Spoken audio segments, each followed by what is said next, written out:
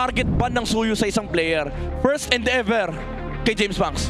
Well, welcome to the last game of regular season 17. Narito na Aurora versus AP Bren. Ito na ang pinaka-last. Wala nang lalas pa at hindi pa rin mahahawakan ni James Banks sa kanyang Suyo. Next season na pare. Next season na yung next na Suyo ni James Banks. O kaya mamaya pag uwi niya, pwede naman siya mag-RG. At mapick yung Suyo. Unless, pag nakita kasi yung pangalan ng James Banks, hindi naman nakikita yun. Kalaban eh. Player 1, player 2 eh. Paano pag binan ng kakampi? Ay, yung malala na yun. Malala na yun. Yun lang. Pwede niya ibuhos lahat ng galit at gigil niya, no? O yeah, Gamit pero na lang siya ng ibang account. commended by the way yung support ni James Banks na laging nanonood ng live. Oo. Hindi man pamilya, partner niya, laging nanonood. And grabe no makikita natin, win or lose, dito mo talaga makikita yung mga totoong day ones mo eh. Yan, dito sa for AP Bren. And now they have a chance to end it with a bang. Potentially steal away game number 3 against Aurora. May winning interview pang kasama yan. Oo. And alam mo, ang maganda rito is nasa winning slot din sila for AP Bren. Nasa red side ang Bees. And alam naman natin kapag sinabing red side, may James Banks slot. Aabangan natin yan na first pick para sa Aurora. Pwede... Magtataka pa ba tayo? Hindi na pwedeng palusutin, pre. Number 1, no? Number 1 sa balota. Number 1 sa balota. Pwedeng si Uwomi ang lumabas dyan. Oy, Harley Harley, Mabilis din yan tumakbo. Oo, pwede yung Harley na yan. Alam mo, based doon sa naging performance niya ng game number 2. Ay! Pero hindi pa. Number 2 yung kinuha, pare. Grabe. Ayan, number 1, oh. Ayan. Pala. Nasa number 8 kasi bihira naman makapag-Harley actually din yung AP Bren.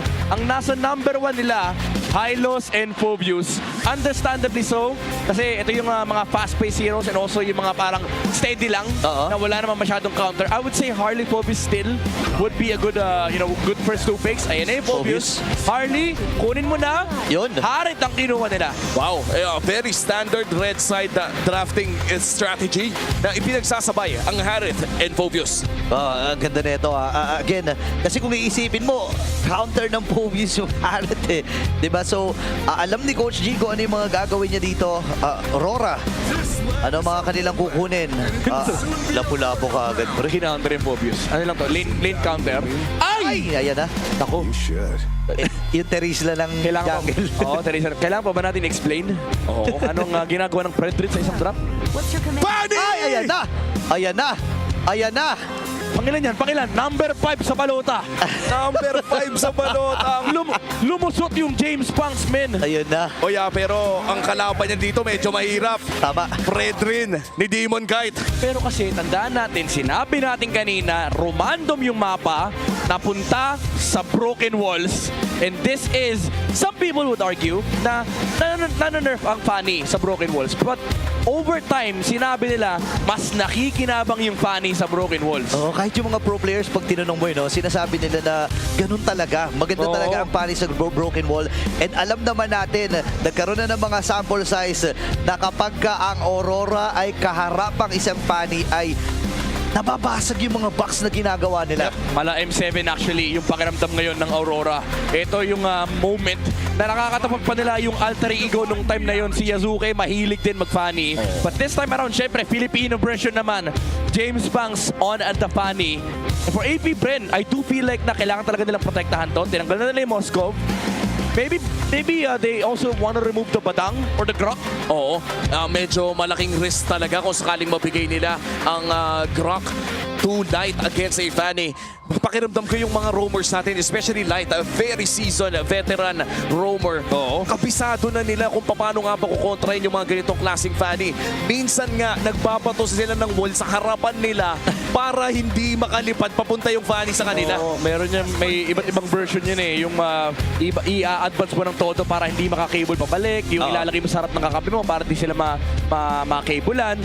So definitely that is an option here for Aurora. And hindi na hindi na stranger ang Aurora sa mga ganyang klaseng matchup. Remember, nung nagtapat ang Aurora laban sa TLPH, isa sa mga pinakapangit na game ni The GOAT ay nanggaling sa Grok ni Light. Oo nga pala, no? Hayabusa yun eh. Hayabusa yun. Diba? Ano nga yung standing niya? Parang 0-7 si Carlon. And hindi na understatement yung sinabi ni Midnight na that was the worst performance kasi as of now, yung pa rin talaga ang pinaka-worst performance na nakita natin mula kay Carl. And again, Knight is the regular season MVP of I think season 15 or 16.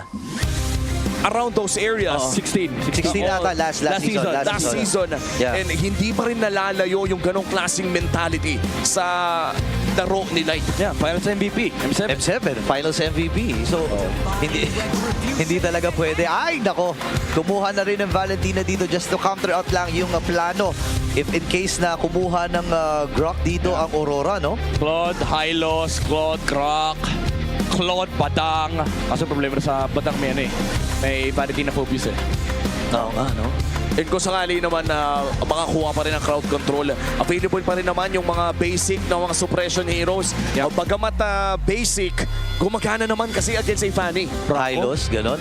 Franco, uy, Ay, baka naman. like special yun kung sakali. Light angle, pero Badang ang hino-hover dito. Maybe alongside the Claude as well. I think yung Badang tsaka Hylos talaga yung best pick. Magbabago na siguro yung option nila dito if may kakaibang marksman sila. Wag na sana sila mag 1-1. Brody. Obsidian? Yung 1-1 ay medyo mas ang record. Uy!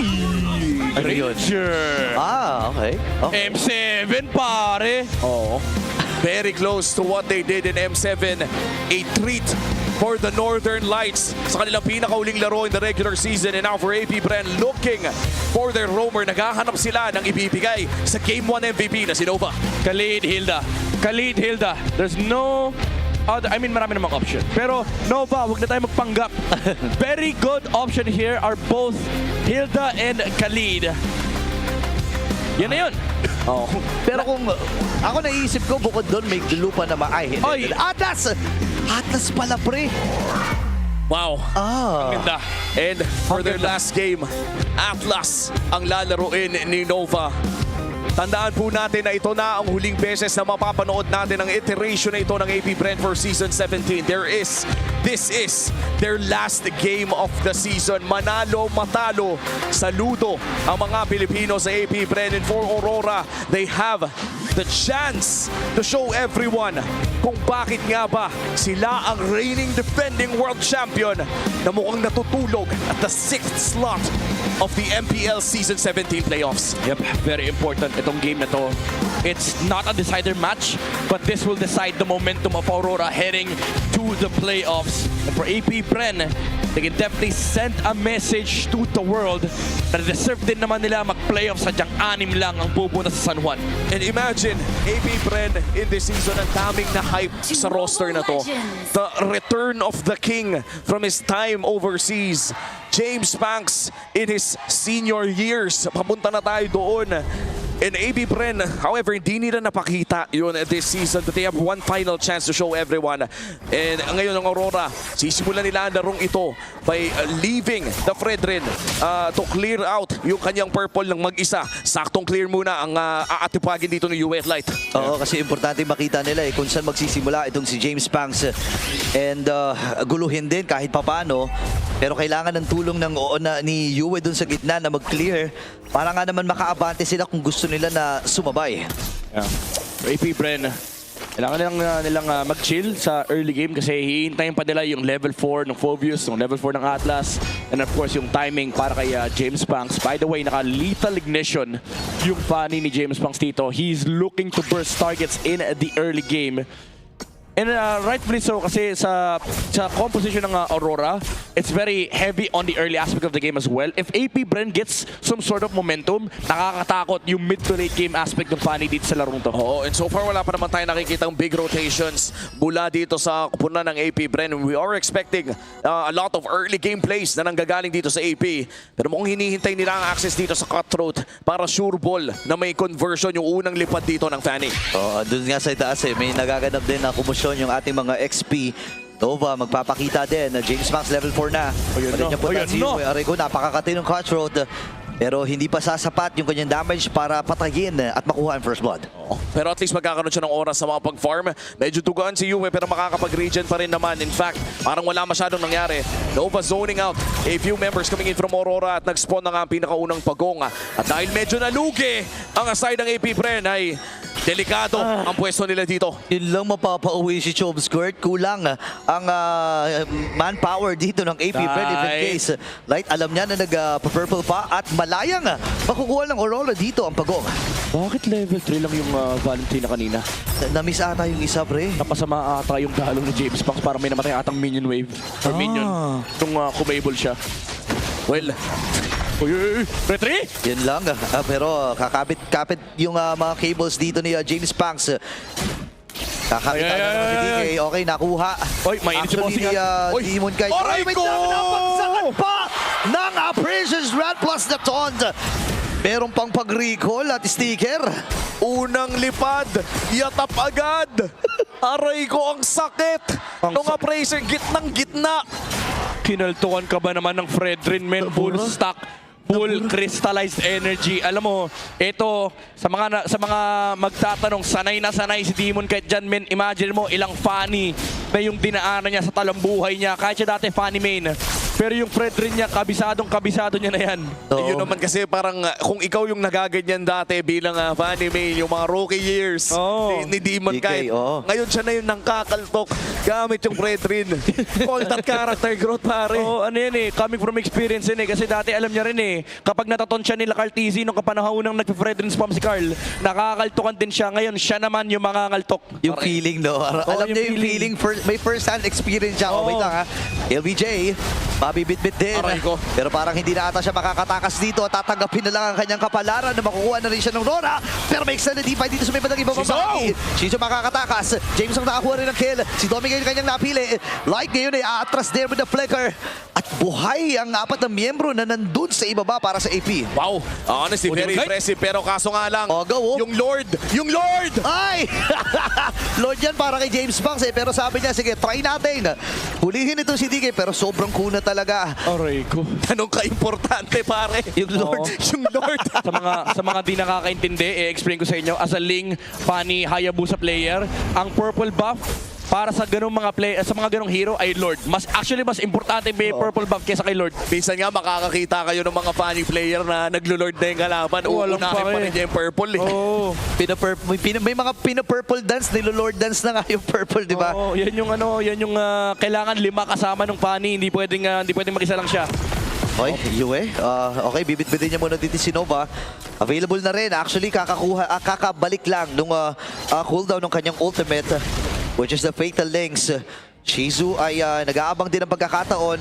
Masyadong malayo si James Panks.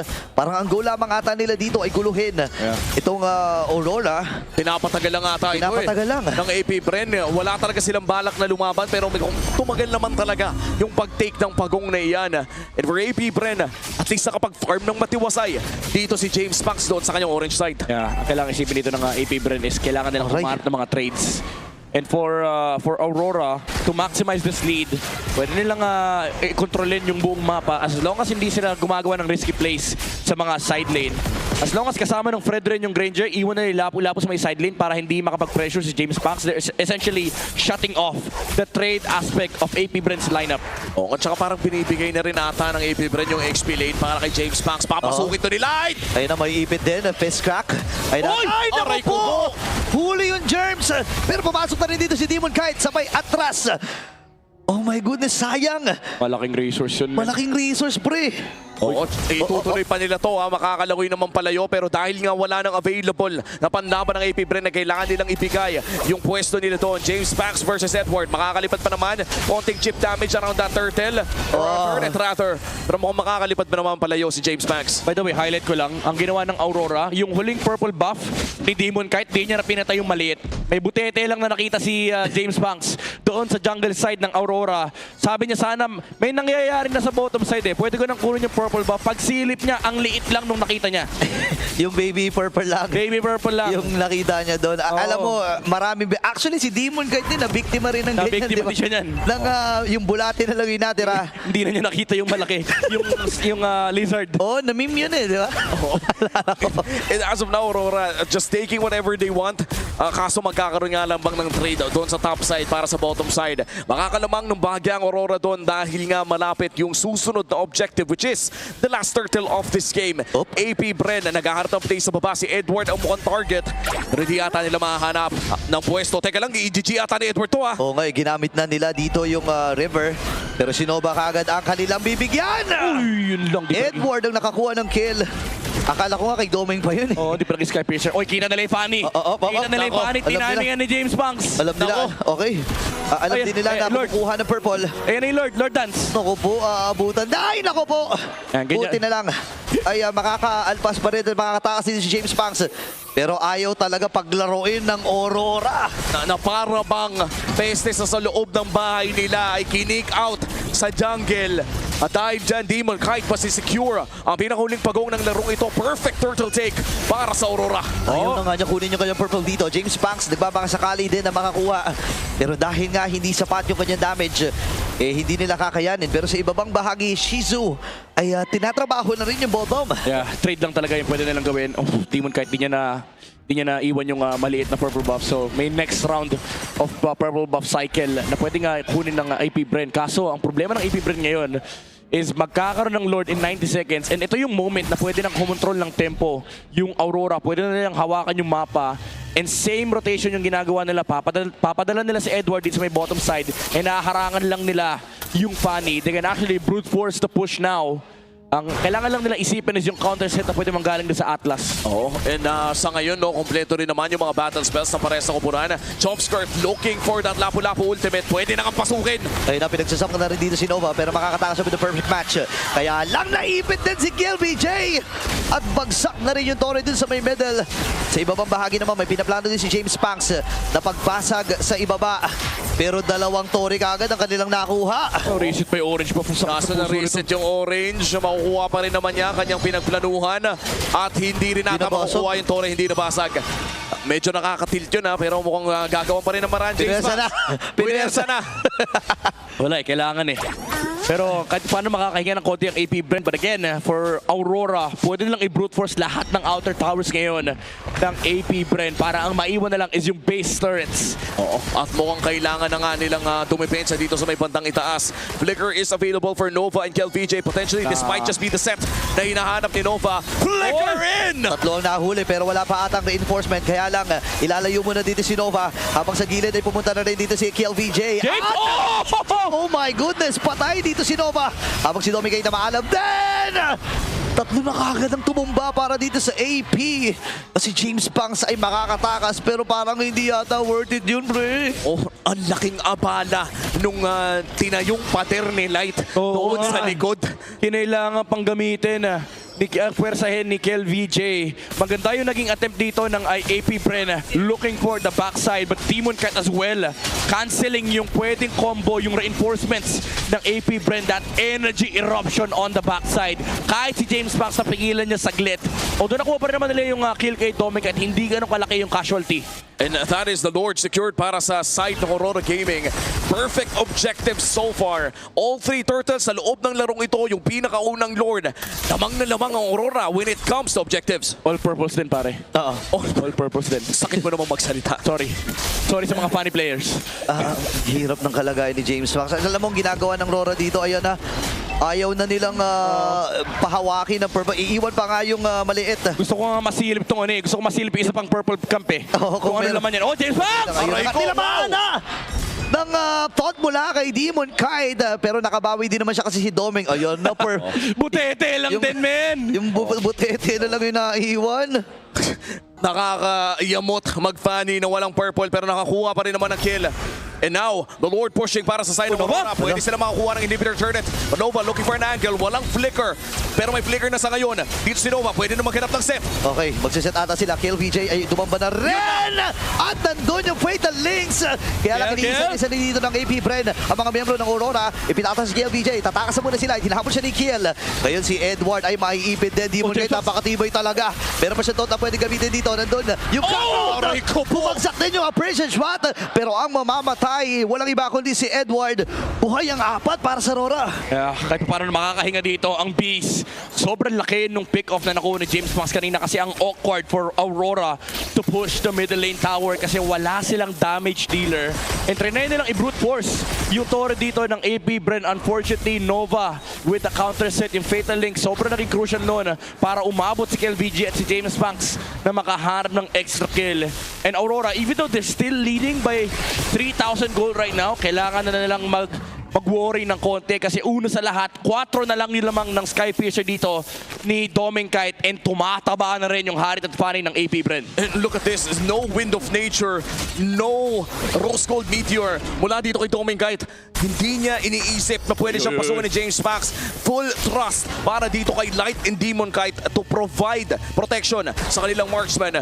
And for AP Bren, pwede nilang ulitin, pwede ulit nilang subukang kunin si Dominkite dahil naging klaro na yung sagot sa tanong kung paano nga ba nila hahanapin yung opportunity against Aurora. Hinahanap din nila si James Banks. Alam nila na may motibo si James Banks na mag-split push. Nakakaramdam siya. And ito yung naging adjustment ng Aurora. Remember, yung laro nila against Smart Omega, ito rin yung gumulo sa kanila yung Fanny. At ngayon, nagbabody-body system na sila. Minsan si Doming at sila ay magkasama. Nagbabantay dun sa off-map. Pero ayaw na nila pahawakin talaga ng purpose si James Banks, pre. Ayan na.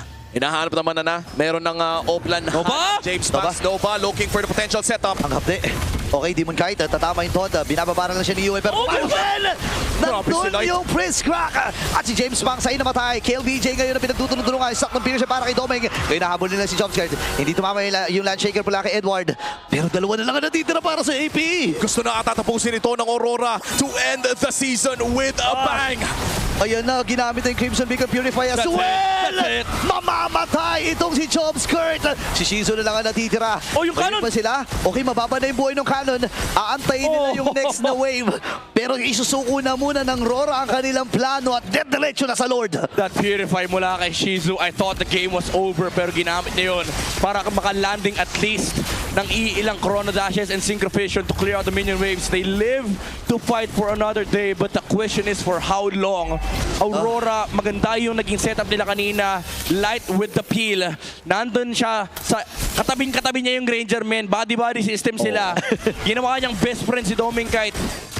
And niyakap niya lang yung Granger Man. Sabi niya, liga rito, paprotektahan kita. After pumasok ni James Banks, may naka-landing kagad na fist crack and hindi na combo ni James Banks yung Granger. At yun kasi yung protection talaga na inaalay ng Aurora dito kay Dominkite. Kaya naman kahit ni last item na niya, yung Rose Gold Meteor na to, hindi masyado nag-matter. AP Bren, they have to make sure na wala sa vicinity si Light sa susunod na attempt ni James Banks. Kaso ang mahirap dito, may flicker na rin na hawak itong taong to at hindi magdadalawang isip na gamitin yun. Okay, napakahapde. Ang goal lamang niya ay mapigilan yung sabay-sabay na wave dito ng Aurora.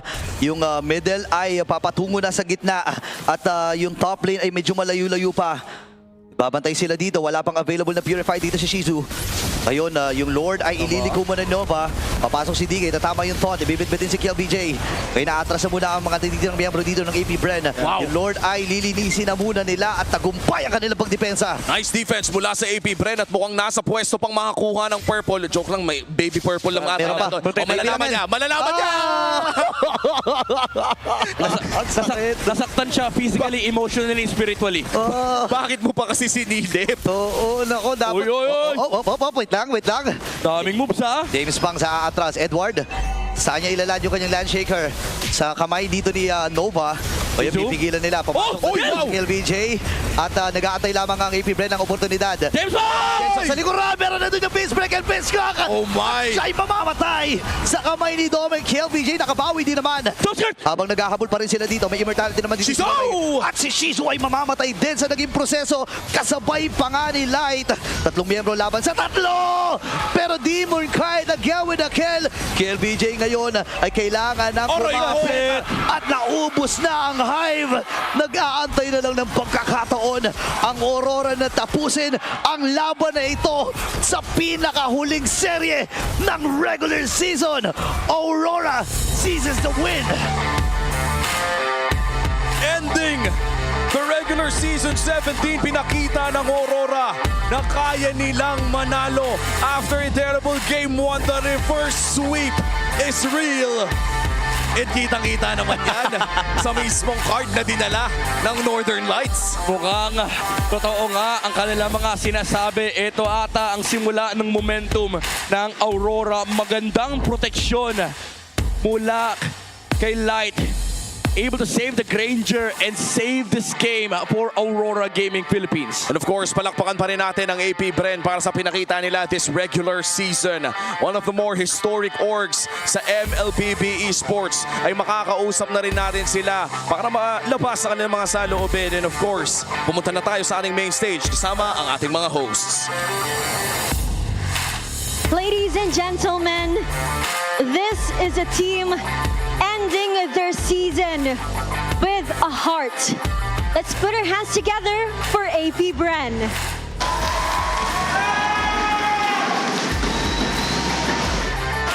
Kiel VJ, it's so nice to have you back in the Philippines. And this series showed a glimpse of what you guys can do as a team. Anong mensahe mo sa teammates mo sa pagtanggap sa'yo this season? Maraming salamat sa AP Bren kasi nung unang pasok ko, sobrang welcome nila ako. Then sa mga boss namin, sa mga coaches, sobrang thankful. Gusto ko sana ipa-playoffs pero kahit ako mismo kinakapos so babawi talaga ako. Alam mo, Kiel VJ, nagsisimula ka lang ulit bumalik dito sa Pilipinas at sana makita ka namin ulit in the next seasons. And now I wanna talk to James Banks. James Banks. Hello. Ginamit mo rin yung isa mong signature hero sa last game nyo.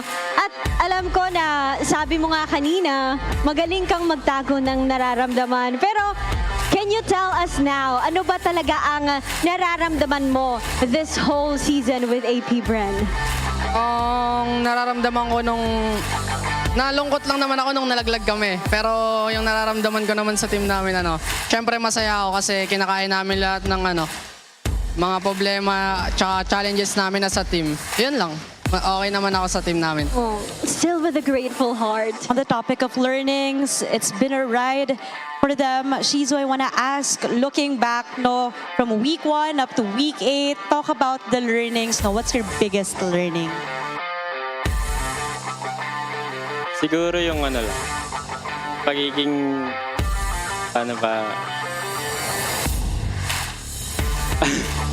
siguro yung yung pagiging maano pa rin namin as a team.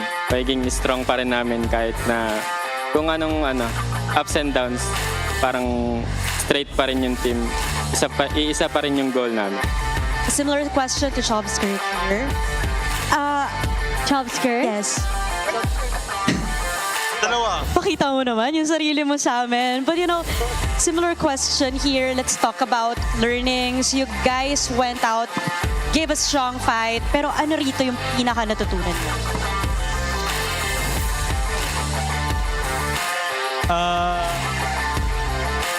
Wala, natutulong mag-supportan sila sa bawat laban namin. It's as simple as support. It's the support system for this team. Now I want to ask Nova. Inaabot na sa'yo yung mic. Nova, they've been mentioning support time and time again. And your support system, your community, your fans, what can you say to them? What do you want to say to them? First of all, thank you sa mga boss namin na sumuporta simula una hanggang dulo. Tsaka sa community leader, tsaka sa mga fans na pumunta hanggang ngayon. Yun lang.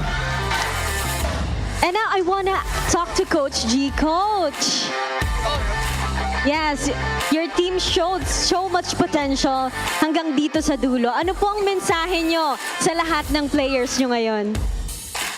Ang hirap magmensahe ngayon eh. Medyo malungkot talaga eh. Pero sa lahat ng mga family namin, sa mga sumusuporta lagi sa AP Bren, yan, sa mga player, maraming salamat sa hard work nyo lagi sa amin. Yan, tsaka suporta talaga, sobra. Yun, maraming salamat po. Thank you so much, AP Bren. And for the last time, you may now take your bow. Thank you so much, AP Bren, and we hope to see you come back stronger. This is such a team with a lot of potential at sana makita natin sila sa mga susunod pang seasons. And now, it's time to put a spotlight to the winners of this match. Ending the regular season shining bright. Give it up for Aurora Gaming! Sisimulan ko na agad sa artista ng team, Demon Kite. Demon Kite, we know today is a non-bearing game, pero napaka-importante pa rin no, ng mga ganitong matches. Talk to us, bakit kailangan nyo pa rin makuha yung panalo na to ngayong araw? Playoff. So siguro ano lang, kumbaga nakafocus lang kami sa each game. Di namin tinitingnan kung non-bearing or hindi. Exactly. And speaking of which, Demon Kite, I want to also ask about your learnings. We are at the last match of the regular season. Ano dito yung pinaka-tumatak sa'yo na natutunan mo? Learning, siguro yung ano lang, discipline and syempre yung focus lang pagdating sa in-game kasi maraming pwedeng magbago sa in-game. We look forward to that. Siyempre may playoffs pa. Ngayon gusto ko naman makausap si Edward. Edward, dito ka muna. Dahil napakarami mong fans. Edward, you started with a lot of expectations this season. And you are ending the regular season na hindi nyo inaasahan yung placement. Paano nakatulong to sa mentality nyo as a team? Siguro dito talaga masusubok yung ano eh, yung gano'ng katibay yung mental health mo kasi ayun nga, grabe yung ano, yung series of losses namin and then na-overcome namin siya and nakapasok kami sa playoffs. Edward, ano ba ang aasahan pa namin sa inyo as a team? Ano mga nilolook forward nyo? Siguro sa darating na playoffs mas ano, disiplinadong Aurora and yung M7 form namin. Yes, M7 we should form. hold on to that. I'm excited for that, Odin. But I'm excited also to know who the match MVP is. Sabay-sabay nating alamin yan.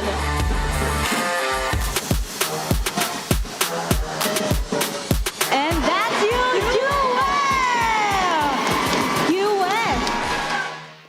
Ikaw ang match MVP. At punong-puno na naman ang upuan ng Aurora Gaming. Ano bang masasabi mo sa lahat ng supporters nyo? Salamat sa mga patuloy na suporta sa amin kahit na nag-50-50 yung buhay namin. Ayun. Tsaka yung sa mga nag-effort na pumunta sa venue, tsaka nanood yung guys, solid kayo. And we also thank you so much. What a game. Congratulations to our team, Aurora Gaming. You may now take your bow and take your walk of victory. Odin, grabe yung binitawan nun. Ibalik ang M7 form. Aren't you just excited for that? Yeah, I'm sure lahat ay aabangan din ang form ng Aurora Gaming. At kumapit tayo sa mga sinabi nila. But bago tayo tumungo dyan, alamin muna natin what happened in that match with our casters. Casters, palag na to. Maraming salamat sa ating mga teams and of course sa ating mga hosts. Nagbabalik po tayo dito sa casting desk para i-dissect ang pinakahuling serye ng regular season 17 between Aurora and AP Bren. And that was a Game 3 reverse sweep performance coming in from the Northern Lights ng ating MVP. Walang iba kundi si Yue na naging napaka-impactful sa larong ito. 89% sa kanyang KP. Literal, pinakain at sinubo niya yung mga kills sa kakampi niya. Oo, men ni Lantern eh. Inilawan. Yan kasi yung kailangan nila men eh. Yung ilaw, yung Northern Lights. for Aurora Gaming. And ito yung nagbigay sa kanila din ng early control laban dito sa AP Bren. Even though may mga interesting moves na pinapakita rin si James Punks, dinaan sa simpleng makruhan ng Aurora itong lineup ng AP Bren. And sanay na sila dito eh. Ilang beses na nilang makatapat yung Fanny na yan. Ilang beses na rin nilang nagamit yung Fredrin na yan. Ilang beses na rin naprotektahan ni Light si Domeng Kite. Kumbaga, ano na to eh, ito talaga yung totoong master na basic. Oo, tsaka nakita natin yung adjustment din na ginawa nila sa kabuuan itong game na ito. Natutunan sila sa mga nangyari kapag may kalaban silang Fanny. May mga duo-duo or body system na rin sila na itinatalaga doon sa mga off lanes or mga off maps nila na ganapan. For example, nasa top yung Lord, nasa bottom sila, nag-iiwan sila talaga ng mga tao para maiwasan nga yung mga split pushing na tinatarget talaga ng AP. And nakakatuwa dito no, yung patience din ni Light bilang badang sa larong ito. Hindi na may alam niya na dadating yung Fanny. Hindi niya kailangan isipin na gagawa siya ng play against that Fanny kasi kusa namang dumadating si James Punks. Tsaka ang kinagandahan dito is hindi niya kagad ginagamit yung kanyang second skill. Hinihintay niya talaga yung cutthroat window na kay-cable lang kay-cable lang 2-3 beses yung Fanny. And dun sa sure siya gumagamit ng stun. Kumaga pag lumagpas kasi yung Fanny, kunwari finake lang, tapos nag-miss yung second skill, wala na, patay na yung Granger. Sure ball. So talagang hinihintay ni Light yung proper timing. And dito mo makikita talaga yung mastery na ilang beses na nilang pinagdaanan to. Binibait na nila yung AP Bren. Even though again maraming moments na nakitaan natin ng potential itong AP Bren, yung paghinga sa late game na nakakapag-farm si Shizu, sumasakit na rin si James Punks, may counter set mula kay Nova. It's just the beauty of simplicity ng lineup dito ng Aurora na simple lang itrabaho nila. Frontline si Demon Kite, iilawan sila ni Yue, pag pumasok yung Fanny, poprotektahan lang nila yung Granger. And to be fair, mid to high uptime heroes yung gamit dito ng Aurora. I think one of the biggest ultimates lamang na meron sila dito would be the Crimson Beacon and the Fist Kraken. Even then, napakaliit ng cooldown. Kung ikukumpara na, nerf na nga rin yung ulti ni Edward. Pero ganun pa rin, it's still less than 20 seconds. Meanwhile, on the side of AP Bren, the moment that you see yung isang Fatal Links na ay, sabihin na natin hindi kumabit o hindi nagamit, ay alam mong walang malaking tool or malaking resource ang AP Bren sa larong ito. Oo, tsaka idagdag ko lang, no, kasi parang yung lineup ng AP Bren na to, napakarami mong kondisyon na kailangan sagutan. Di ba, may split push ka para kay James Punks. Hindi lang yun eh, number 1 pala yung purple buff. Yun yung pinakaunang kondisyon ng kanilang composition. Eh, di ba? You mean yung Lord? Ay, sorry, yung Lord pala na kulay purple. Yung Lord na nag-i-spawn every 90 seconds. Ayan. Di ba, ang dami nun eh, yung purple buff, yung split push, tapos kailangan mo pang isipin yung pa-follow up para dito kay Nova kapag nakahuli sila ng Fatal Links. May Purify pa. Oo, at sa kabuuan ng ito, hindi natin super din naramdaman si Shizu, yung presensya niya eh, di ba? Yeah. I mean, masakit siya sa teamfights. Totoo. Pero hindi natin nakita yung actual threat laban kay Domeng Kite kapag na-force out yung Purify. Kasi ang ganda rin ang ginagawa ni Demon Kite, men. Inaalay niya talaga yung sarili niya. Kabisado niya na yung Fredrin. Ang trabaho ni Demon Kite dito, pigilan yung buong AP Bren.